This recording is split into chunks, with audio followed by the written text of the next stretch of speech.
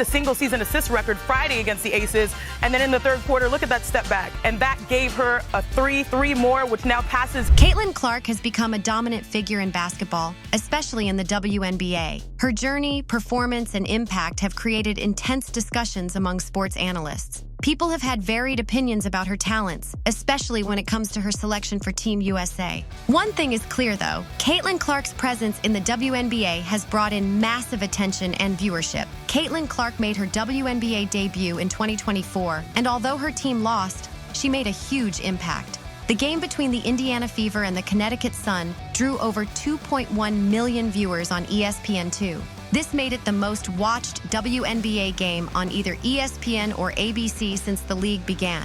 At one point during the broadcast, the viewership peaked at 2.3 million. These numbers represent a 200% increase from the regular season games played the previous year. The viewership numbers for the WNBA have been rising steadily, but this game broke records not seen since 2001. For example, the most watched WNBA Finals game in 2 decades, held last year, averaged around 730,000 viewers. Clark's debut was far more popular. This is not surprising because Caitlin Clark had already captured the attention of basketball fans earlier in the year when she led Iowa to the national championship game. Despite the impressive numbers, not everyone was sold on Clark's abilities. Some analysts questioned her talent compared to other players. For example, before the Team USA roster was finalized, debates surfaced over whether Clark should be included. Some felt that selecting her would be unfair to other more experienced players. Critics like Molly Karam voiced concerns that adding Clark to the team was a political decision and not based purely on skill. Others believed that putting her on the roster was an attempt to capitalize on her marketability rather than her basketball talent. First take, 40-minute discussion. Think about this for a second. 40-minute discussion about Caitlin Clark about the WNBA.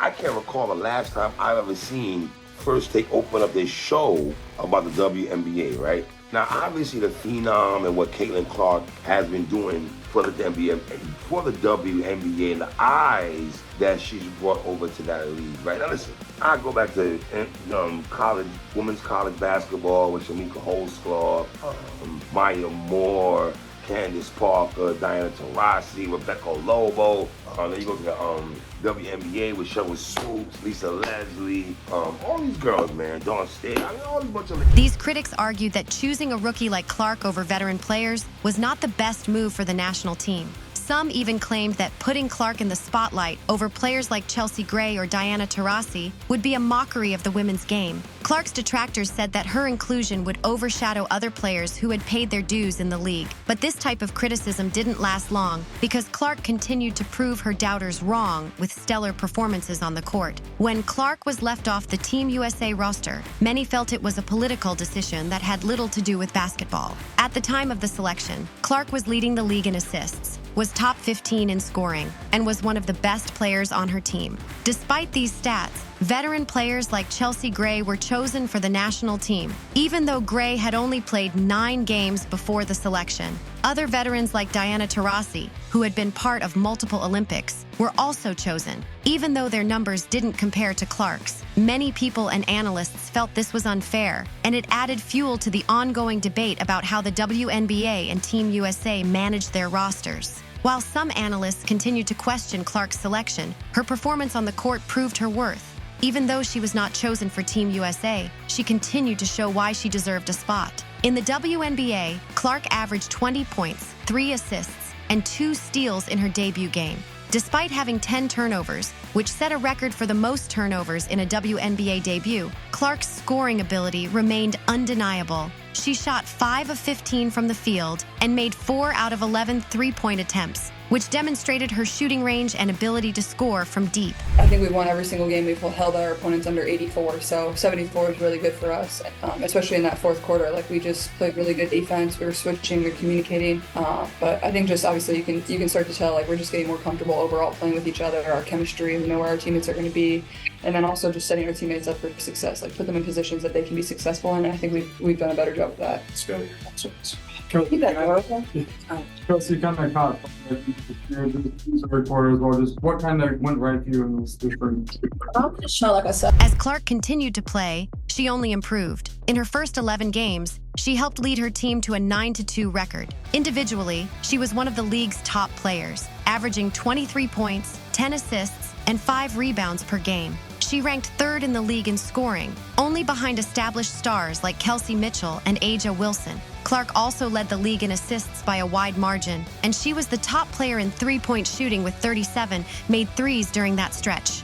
These statistics made it clear that Clark was not only one of the best rookies in the league, but one of the best players overall. Caitlin Clark's popularity has sparked debates about her role in the WNBA and her ability to attract new fans to the league.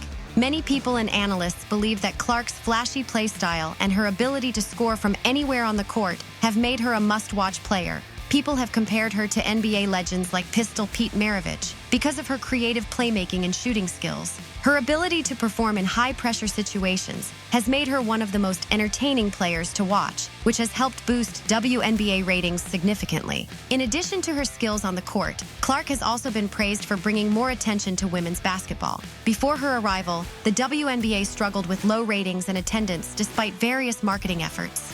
For years, the league tried to promote its players and teams through NBA partnerships, social media, and mainstream coverage. But the growth was slow, and it wasn't until players like Clark emerged that the league saw a major spike in viewership. Veteran players like Cheryl Swoops have argued that the WNBA did not need saving, but the numbers tell a different story. Before Clark's rise, the WNBA was making slow progress in terms of popularity. But with her entry into the league, ratings and attendance have skyrocketed. While some analysts may argue that it's unfair to credit one player for the league's success, it's undeniable that Clark has had a significant impact. That match drew 18.7 million viewers, and it peaked at 24 million. This made it the most watched basketball game, men's or women's, since 2019. Caitlin Clark was drafted into the WNBA after her successful college career.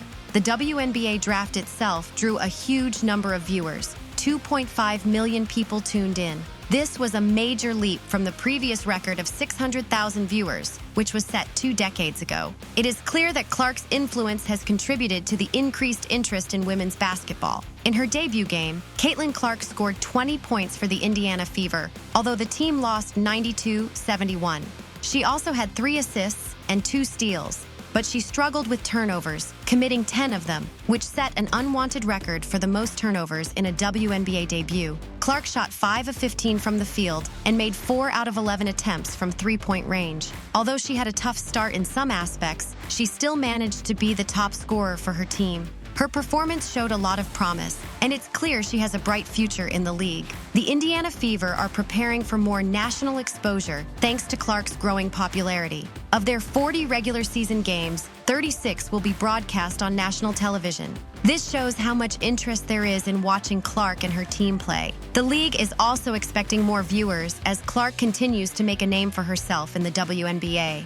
Clark's next game will be against the New York Liberty, and it will be available on Amazon Prime Video. Fans are eagerly waiting to see how she will perform in her home debut.